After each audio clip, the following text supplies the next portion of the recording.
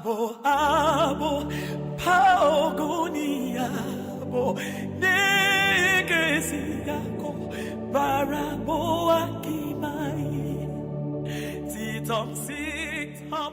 What they are doing in Nigeria is a window dressing.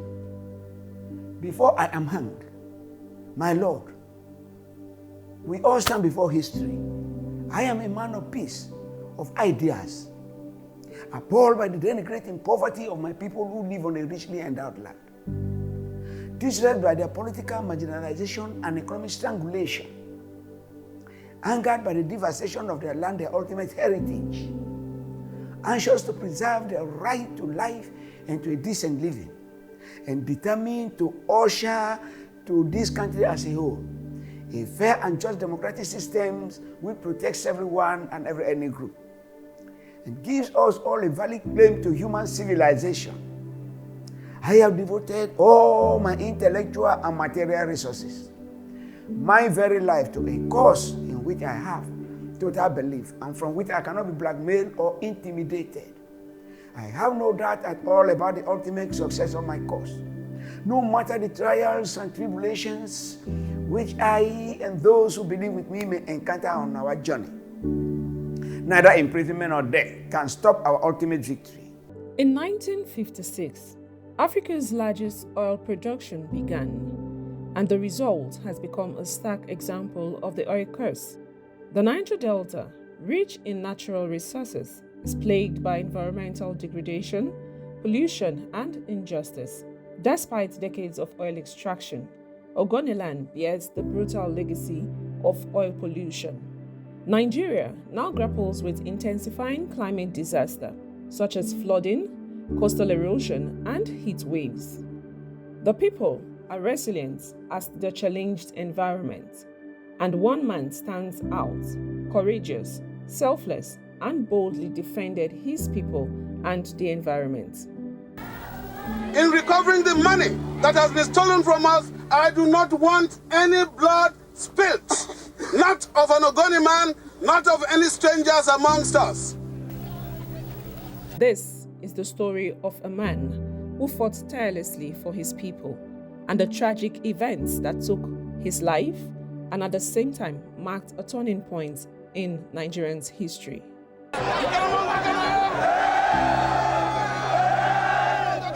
Now, you cannot have democracy without the protection of minority rights.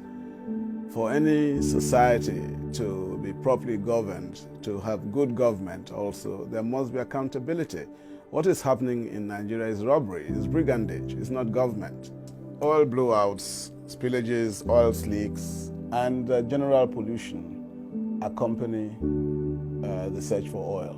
This is usual, but in most cases, the oil companies have an obligation to ensure that these things do not happen, or that where they do happen, they do not disrupt life a great deal.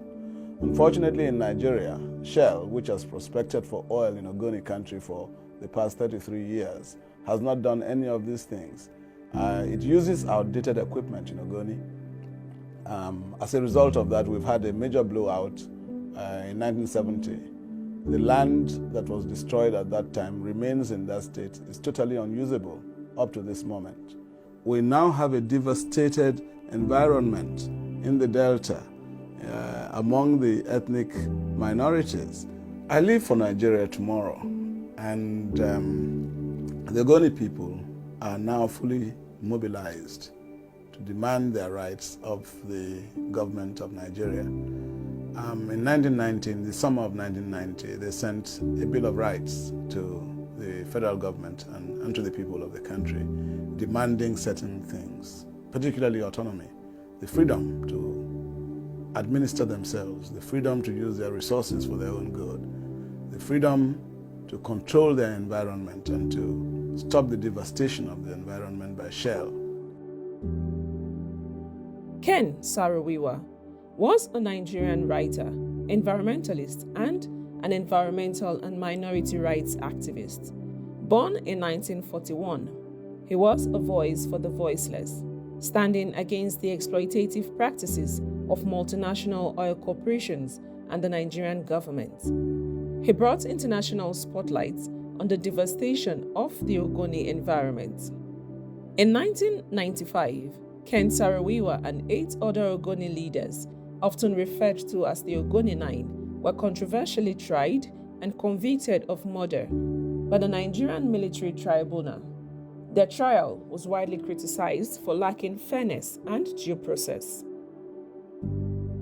After the death of my late uncle Daniel Boko, who was executed alongside with Ken Saro-Wiwa and others in cause of the Ogoni struggle,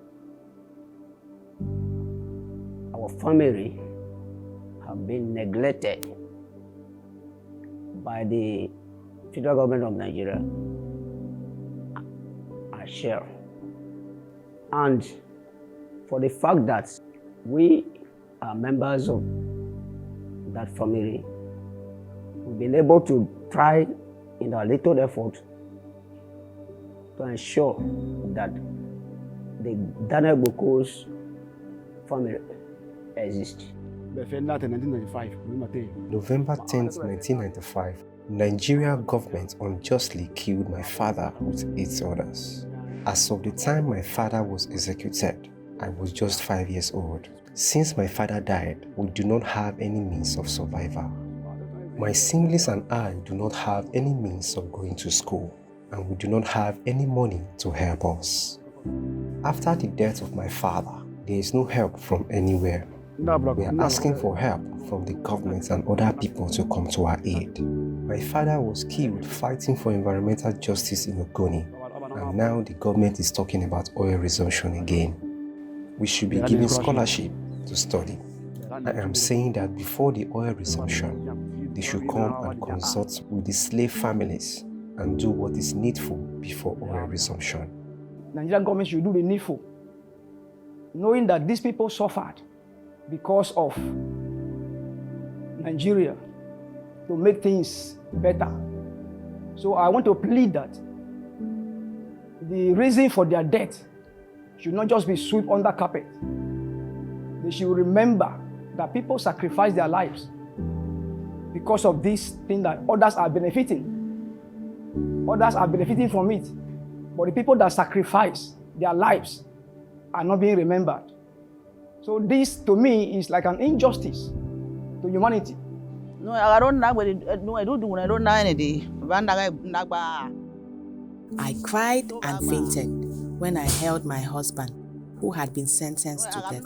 I cried. Things became difficult. Till today, things are still difficult because help is not coming from anywhere. My children stopped going to school because there was nothing I could do.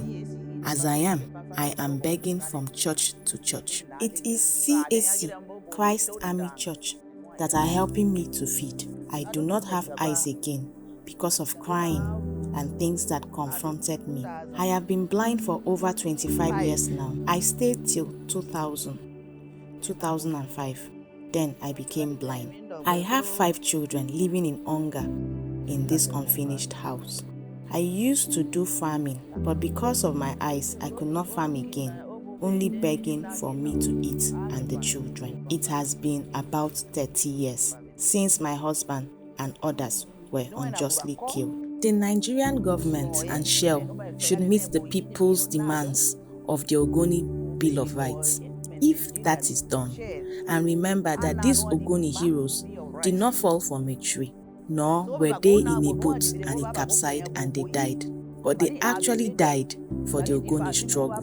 If the government of Nigeria is coming to resume oil extraction in Ogoni, and the people who did not fall from the tree, neither dead in the river, but were killed by the government, and their blood is still flowing on the ground, without attending to the Ogoni Bill of Rights, then they are planning to kill the rest of us remaining, as they killed the others.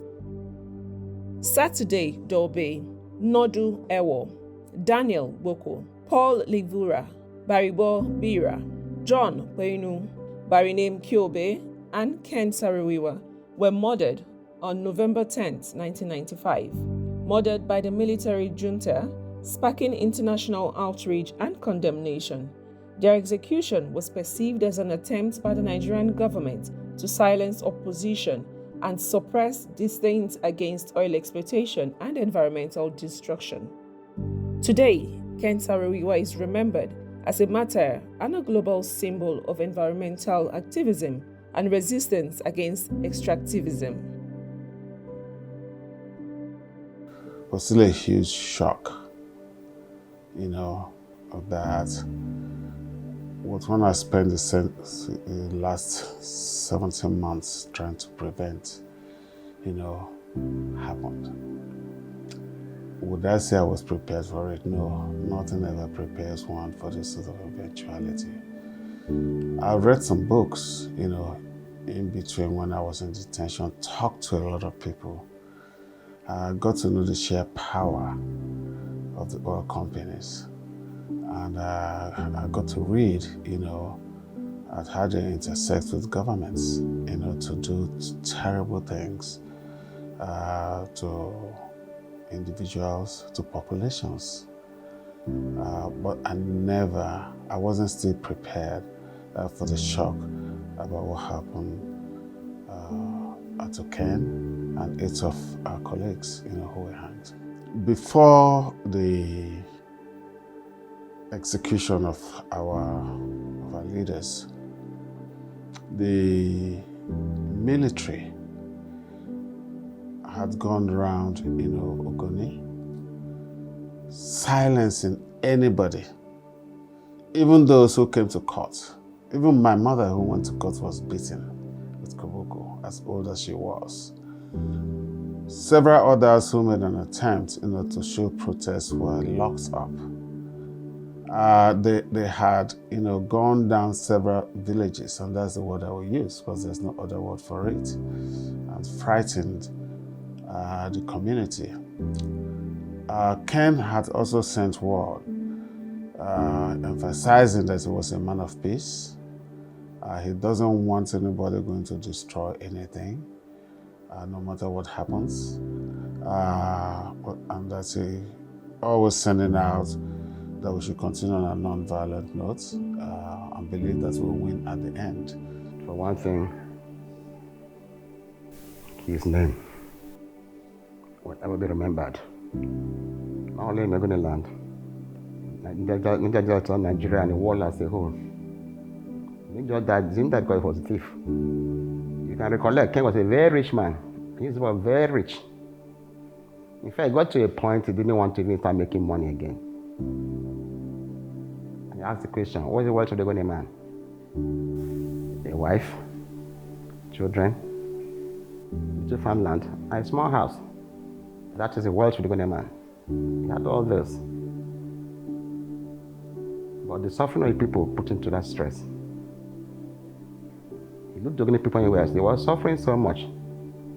Even in his immediate family, people were suffering. So if he had laid his life for that purpose, so be it. His death created a leadership vacuum.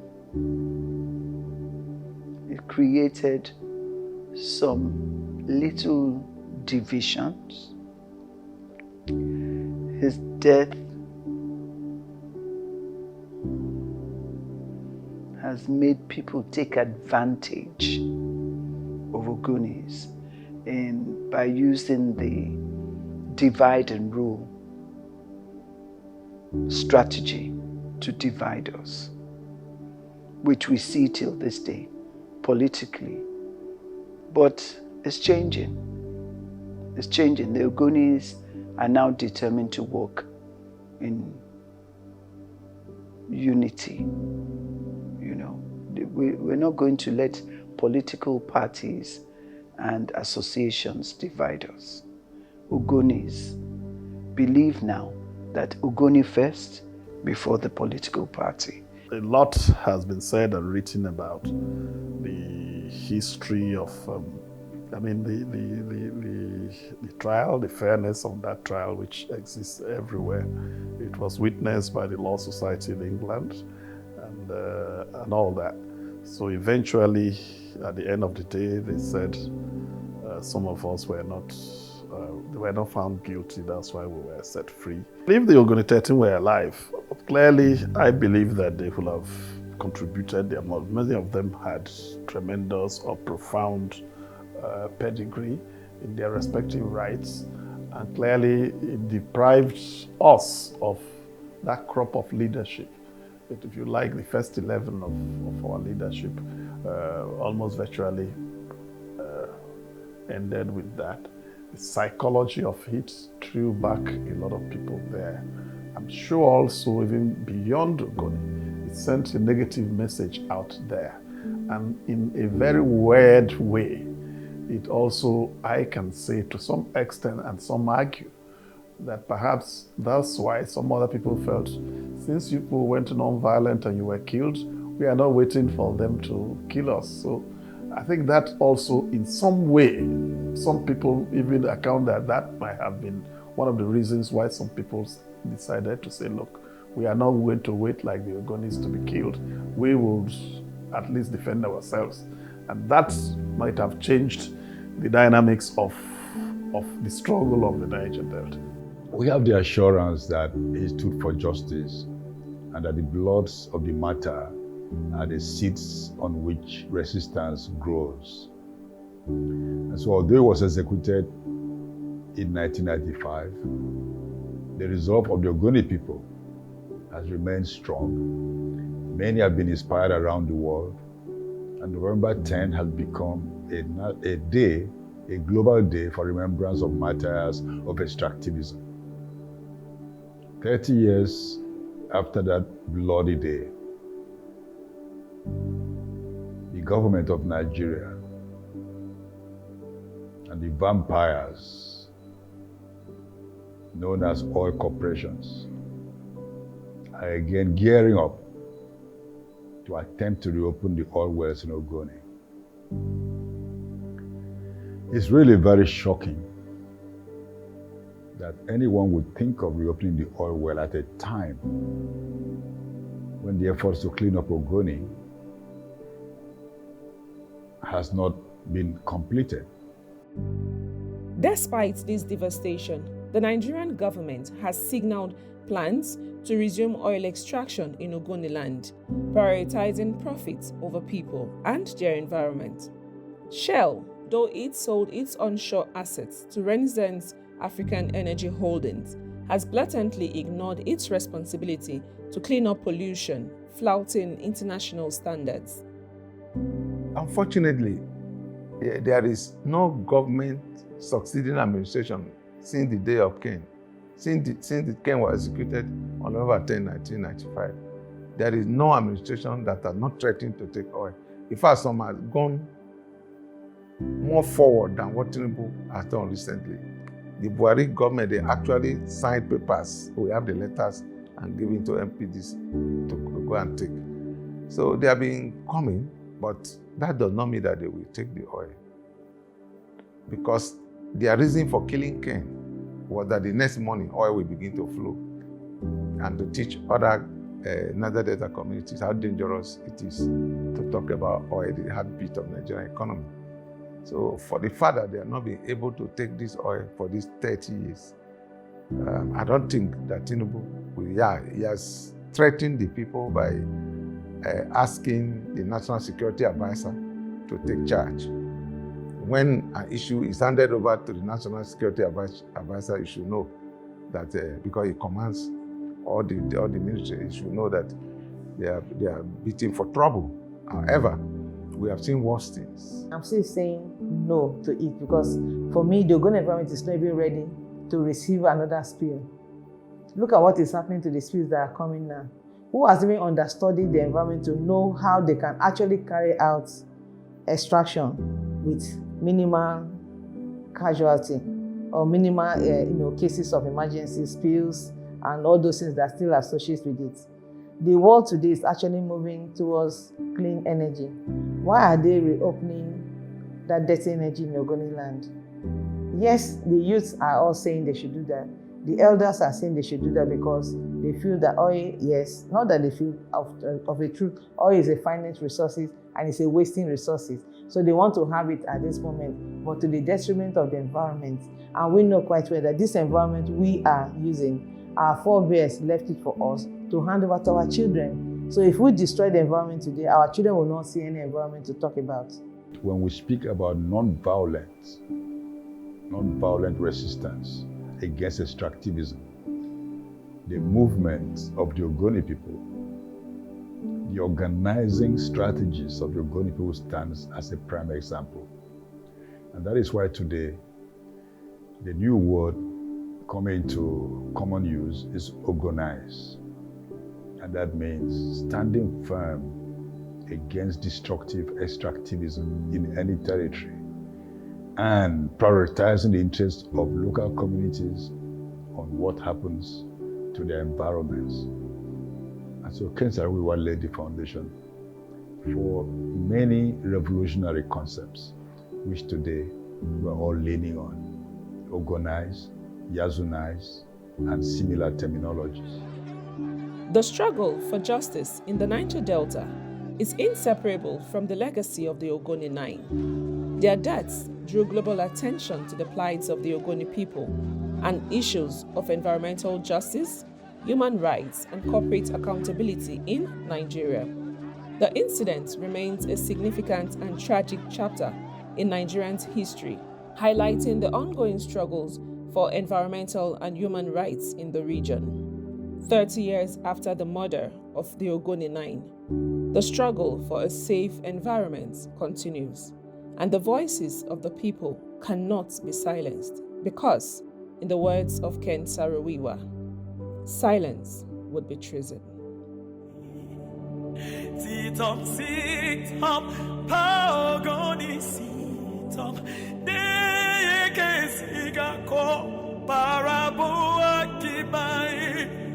Baby, baby, Pogoni, baby,